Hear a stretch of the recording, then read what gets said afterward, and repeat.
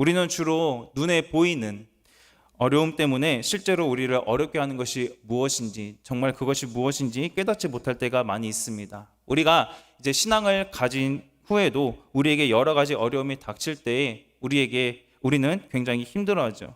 그리고 그것으로 인해서 하나님의 능력이나 또 하나님의 인도하심에 대해 다시 한번 생각해 보기도 하고 또 의심할 때도 간혹 있습니다. 그러나 우리에게 있는 근본적인 어려움은 나를 힘들게 하는 어떠한 그런 상황 또 시험 이러한 것보다도 하나님을 더 신뢰하지 못하는 연약한 믿음인 것입니다. 하나님께서는 이것을 우리가 깨닫고 또 하나님을 의지하게 하시기 위해 우리를 시험을 해보실 때도 있습니다. 이스라엘 백성들은 애굽에서 자신들을 구원하시기 위한 그 하나님께서 내려졌던 10가지의 재앙과 또 홍해를 마른 땅처럼 건너면서 하나님 능력을 이들은 체험을 했습니다. 그들은 하나님께서 자기들을 위해서 자신들 편에 서서 싸우시는 것을 처음으로 똑똑히 목격을 했습니다.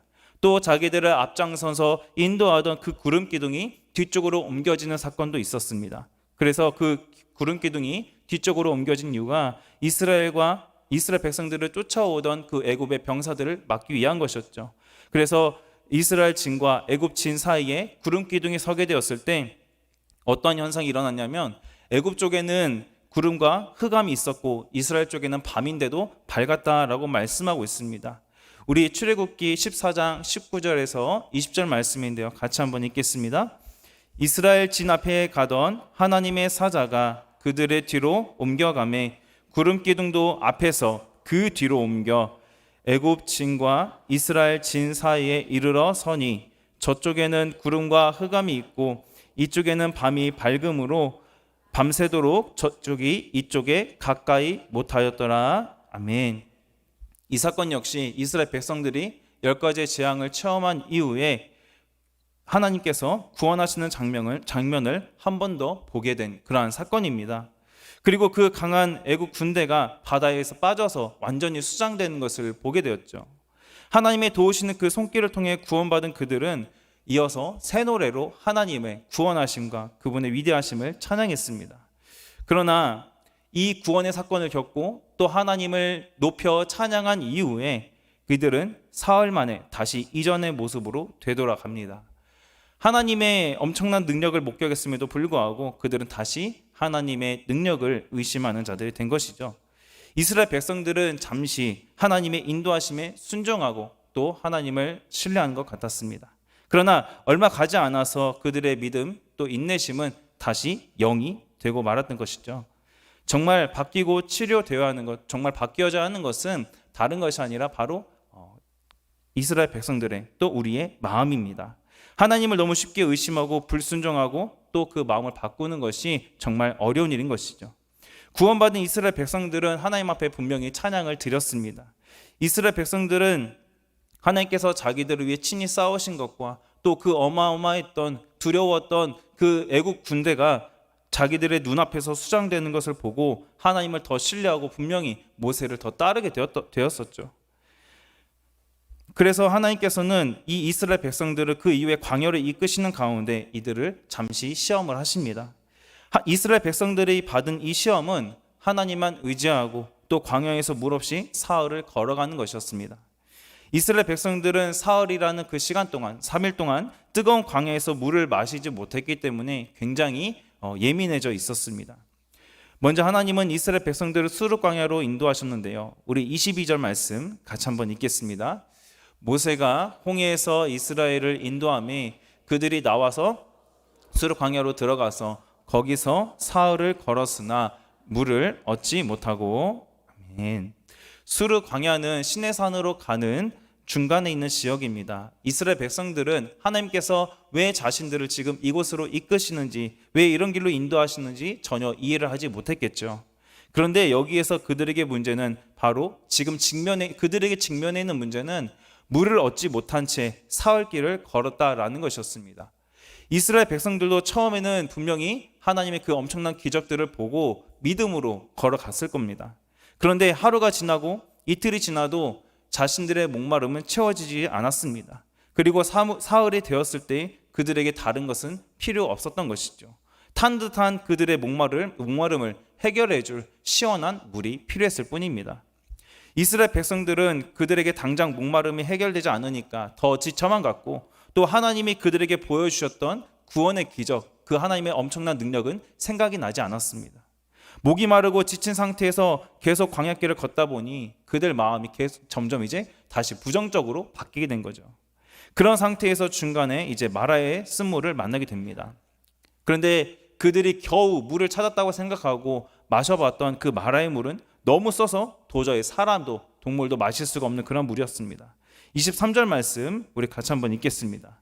마라에 이르렀더니 그곳 물이 써서 마시지 못하겠으므로 그 이름을 마라라 하였더라. 아멘.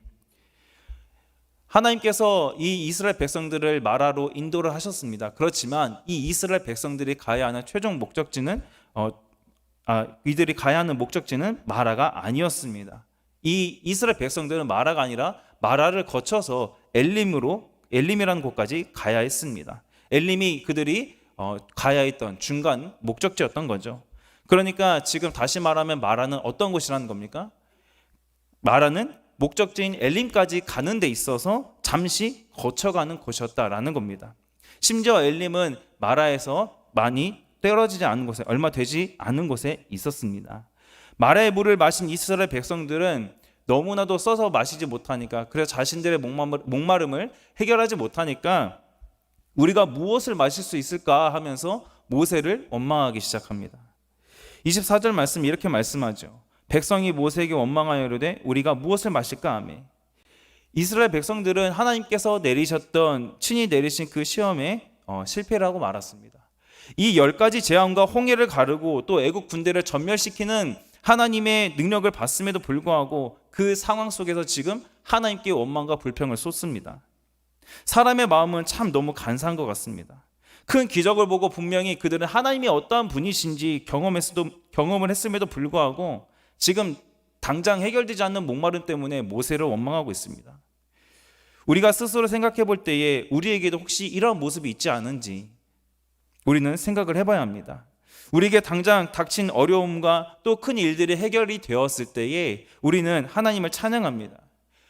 이 문제를 하나님께서 해결해 주셨기에 내가 주님 앞에 헌신하겠다고 기도도 하고 결단도 하지요.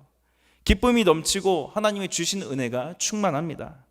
그런데 앞서 해결받은 문제보다도 또 우리 앞에 작은 문제가, 또 작은 어려움이 닥치게 되었을 때 우리의 모습이 어떨까요? 한 고비를 넘겼는데, 큰 고비를 넘겼다고 하는데 또 다른 한 고비가 찾아옵니다. 점점 힘들어지고 또 속이 타들어갈 때도 있습니다. 처음에는 우리가 또 하나님 앞에 간절히 간구하죠.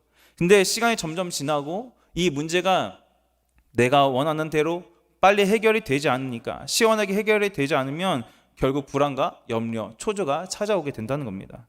그러면서 점점 이 사태가 해결되지 않고 장기화되는, 지속되는 과정 속에 부정적인 마음이 들어가기 시작하고 이내 하나님을 원망하는 말을 하기도 한다는 겁니다.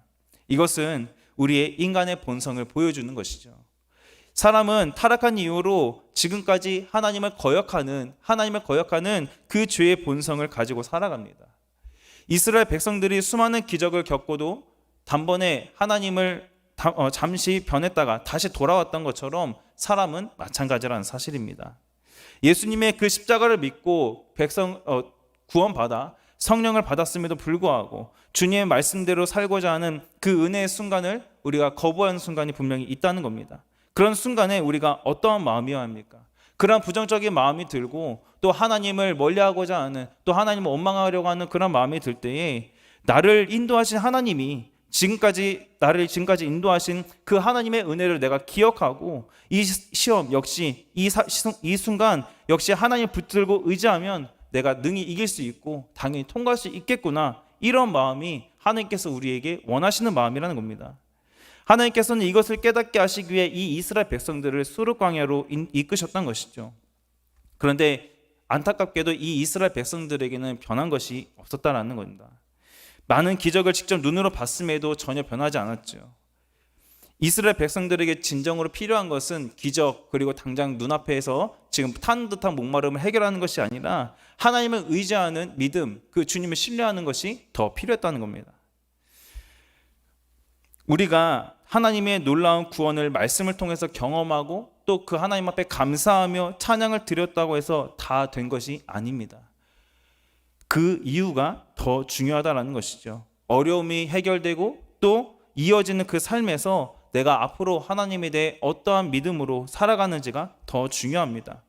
평안하고 모든 것이 잘 되고 뜻대로 되고 있는데 그 어느 누가 하나님을 사랑한다고 말하지 않을 수가 있겠습니까? 그 어느 누가 감사하다는 고백을 하지 않을 수가 있겠습니까? 누구나 잘 될 때에, 어려움이 없을 때 하나님의 말씀에 은혜를 받고 하나님만 의지하며 살겠습니다라고 합니다. 그런데 진짜 믿음의 진가는 언제냐? 고난이 찾아오고 시험이 닥쳐올 때 나타난다는 거죠. 그때 진짜 나의 믿음이 정말 내가 하나님을 신뢰하고 있는지 그때 드러나게 된다는 겁니다. 하나님의 말씀이 또 나에게 그런 어려운 순간에 말씀을 들을 때 어떻게 다가오는지 드러나게 됩니다. 예수님 믿는 우리 그리스도인들에게 생기는 시험, 이 어려움은 본성을 보게 합니다.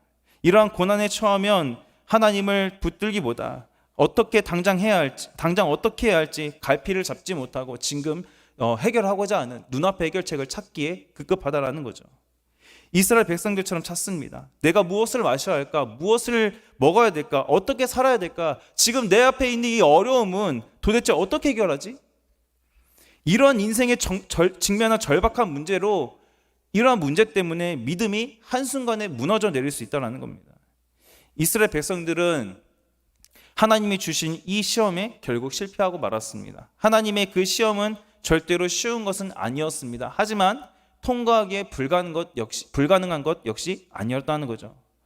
이스라엘 백성들은 이미 사흘 길을 걸어왔고 그들은 조금만 더 참고 가면 목적지였던 엘림에 도착을 할 수 있었습니다. 그러나 그들은 그 중간에서 마라에서 다 죽을 거라고 생각했습니다. 마실 수 없는 물을 맛보고 스스로 그들은 무너지고 말았던 거죠. 그때 하나님께서 이 이스라엘 백성들에게 어떻게 하십니까? 하나님께서는 이스라엘 백성들을 다시 행진하도록, 다시 일어나서 걸어가도록 독촉하지 않으셨습니다. 그들의 불순종에 진노하시면서 징계하지도 않으셨죠. 하나님은 모세의 간구를 들으시고 한 나무를 가리키시면서 당장 응급 처방을 내리십니다. 모세에게 하나님이 정하신 그 나무를 물에 던지라고 하시죠. 우리 25절 말씀인데요, 같이 한번 읽겠습니다. 모세가 여호와께 부르짖었더니 여호와께서 그에게 한 나무를 가리키시니 그가 물에 던지니 물이 달게 되었더라. 여호와께서 그들을 위하여 법도와 율례를 정하시고 그들을 시험하시세. 아멘. 하나님의 말씀대로 이 모세가 행했더니 써서 마실 수 없었던 물이 단물로 변하게 되었습니다. 그 자리에 있었던 모세나 이스라엘 백성들 그 누구도 예상하지 못했던 결과였죠. 물이 써서 마시지 못하는 물을 단물로 바꾸실 그 하나님은 상황을 완전히 뒤바꾸시는 하나님이십니다. 그 자리에 있었던 사람들 중 그 어느 누구도 마라의 쓴물과 그리고 이스라엘의 목마름을 해결해 줄 수 있는 사람은 아무도 없었습니다. 오직 하나님만이 가능한 일이었다는 것이죠. 우리가 읽었던 말씀 25절에서 말하는 율례와 법도는 26절에 기록된 내용을 말합니다. 그런데 이 율례와 법들을 하나님께서는 누구를 위해서 줬다고 말씀하시냐면 이스라엘 백성들을 위해서 주셨다라고 말씀하고 있습니다. 우리 본문 26절 말씀 같이 한번 읽어보겠습니다. 이르시되 너희가 너희 하나님 나 여호와의 말을 들어 순종하고 내가 보기에 의를 행하며 내 계명에 귀를 기울이며 내 모든 규례를 지키면 내가 애굽 사람에게 내린 모든 질병 중 하나도 너희에게 내리지 아니하리니 나는 너희를 치료하는 여호와임이라. 아멘. 먼저 하나님은 이스라엘 자손에게 이 여호와의 말씀을 듣고 순종해서 의를 행할 것, 그리고 하나님의 계명과 규례를 지킬 것을 요구하십니다. 그렇게 하면 하나님은 여기 말씀에 나와 있는 대로 애굽 사람에게 내렸던 그 질병 중 어떤 것도 내가 너희에게 내리지 않겠다라고 약속하시죠. 애굽이 재앙을 당할 때에 어떠했습니까? 그들과 이스라엘을 구별해서 지키고 또 보호하시는 하나님이셨습니다. 이스라엘 백성들은 그 하나님께서 애굽 땅에 내리시는 재앙을 보고 하나님의 위대하심을 경험할 뿐이었죠. 하나님은 백성들이 억울한 일을 당하는 걸 그냥 보고 계시지 않으십니다. 하나님께서 이스라엘 백성들에게 결국 가르치려고 하시는 것이 무엇입니까? 깨닫게 하려고 하시는 것이 무엇입니까? 하나님의 말씀에 순종하는 것은 하나님의 구원하심을 경험하고 눈으로 본 그 이스라엘 백성들이 선택할 수 있는 조건이 아니라는 겁니다. 그들의 생명과 삶을 유지하기 위해 반드시 하나님의 말씀에는 순종해야 한다라는 그러한 가르침인 것이죠. 하나님을 의지하게 될 때에 이 이스라엘 백성들에게 놓여 있는 어려운 상황도 능히 바꿀 수 있는 나 여호와이다라는 것을 하나님은 보여주십니다. 하나님의 백성은 물 없는 광야에서도 결코 죽지 않습니다. 왜요? 하나님의 말씀에 온전히 순종하게 될 때에 그 말씀에 순종하는 백성을 하나님은 끝까지 보호해 주시기 때문입니다. 이스라엘 백성들이 당장 죽게 될 것이라 생각하고 원망했던 이유는 물이 없어서가 아니라 그 하나님의 은혜와 능력을 신뢰하지 못했기 때문입니다. 하나님께서는 이스라엘을 통해서 아무것도 없는 그들과 함께 하셨습니다. 가장 작은 민족이었던 그들을 하나님은 그분의 역사하심을 통하여서 아무것도 없는 상태에서 나라를 세우게 하십니다. 그러나 그들이 하나님을 떠나 말씀에 순종하지 않고 자기 마음대로 한다면 죽게 될 것이라 하나님은 말씀하시죠. 사람은 결코 다른 것으로 죽는 것이 아닙니다. 겉으로는 살아있으나 하나님을 떠나서 하나님의 말씀을 듣지 않고 하나님 밖에 있을 때 사람은 죽는 것입니다. 애굽 사람들은 종류별로 질병을 겪었지만 이스라엘 백성들은 결코 달랐습니다. 26절에서 말씀하듯이 하나님은 그들의 말씀에 순종하면 내렸던 질병 중 어느 하나도 임하지 않을 것이라고 약속하시면서 나는 치료의 여호와이다라고 말씀하십니다. 하나님은 육체의 질병뿐만이 아니라 우리 영혼의 아픔까지도 치유하시는 그러한 하나님이십니다. 우리는 우리가 겪는 어려움으로 결코 망하지 않습니다. 단지 하나님께서는 우리가 그 하나님을 얼마나 사랑하는지 또 얼마나 신뢰하는지 보십니다. 믿음이라는 것은 어려움에도 나를 놓지 않으시는 그 하나님의 말씀을 사랑하고 하나님을 끝까지 신뢰하는 겁니다. 우리가 신뢰하는 그 하나님은 반드시 우리를 치료해 주겠다. 내가 너를 치료하는 여호와이다 라고 말씀하고 계십니다. 또 오늘 하나님께서 우리에게 너희 하나님 나 여호와의 말을 들어 순종하고 내가 보기에 의를 행하며 내 계명에 귀를 기울이며 모든 규례를 지키면 하나님께서는 이 내용에 대해서 두 가지의 내용으로 말씀하십니다. 하나는 하나님 말씀에 주의를 기울이라는 것이고 두 번째는 그대로 하나님 말씀대로 행하라는 겁니다. 우리가 보기에 옳은 대로 행하는 것이 아닌 바로 하나님의 뜻대로 그리고 하나님이 보시기에 옳은 대로 말씀을 행해야 하는 겁니다. 그리고 하나님은 우리가 다른 길로 달려가기 원하지 않으십니다. 그 시험이 아무리 어렵고 힘들어도 오직 하나님 말씀에 귀 기울이기를 주님은 원하고 계신다는 것이죠. 오늘날 많은 사람들은 불안해합니다. 무엇을 의지하는지 또 무엇을 바라봐야 하는지 전혀 갈피를 잡지 못합니다. 과학과 물질 그리고 정말 많이 발달한 의학이 우리의 앞으로의 미래를 또 어려움을 해결해 줄 것이라고 생각합니다. 그것들을 통해서 자신들의 목마름을 해결하려고 하죠. 그러나 그것들은 그들이 당장 해결해야 하는 영적인 구원은 해결해 줄 수가 없습니다. 세상 사람들이 의지하고 전부라고 생각하는 이 물질과 과학 등 의학 이런 것은 또 다른 마라입니다.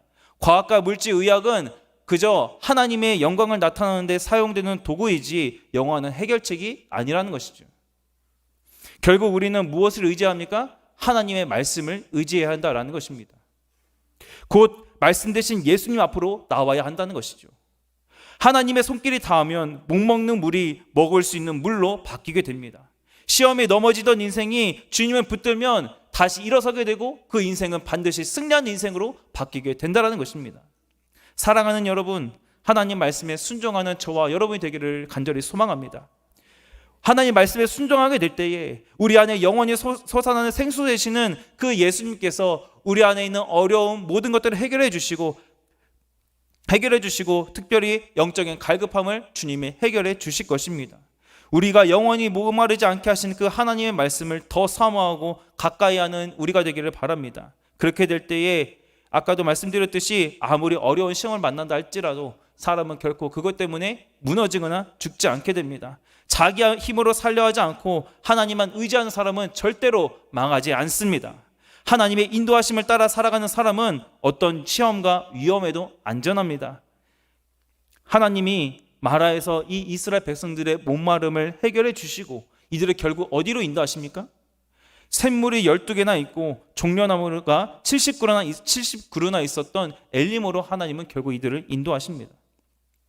이것은 무엇을 말합니까? 하나님의 인도하심을 따라가면 얼마든지 좋은 생수를 주시는, 또 쉴만한 곳으로 인도하시는 그 하나님이심을 보여주는 것입니다.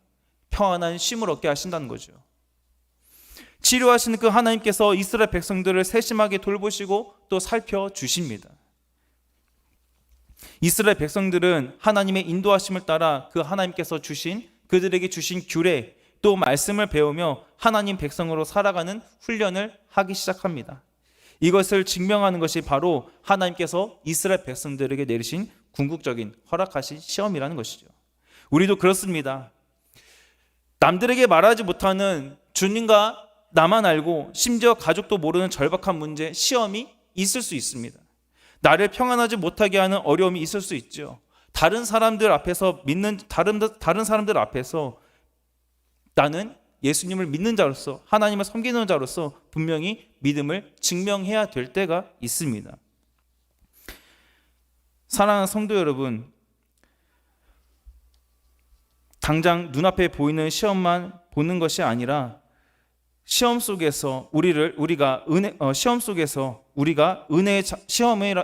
것은 우리가 결국 어디로 나아가는 것이냐? 하나님께서 이끄시는 은혜의 자리로 나아가는 도구라는 사실을 우리 모두가 기억했으면 좋겠습니다.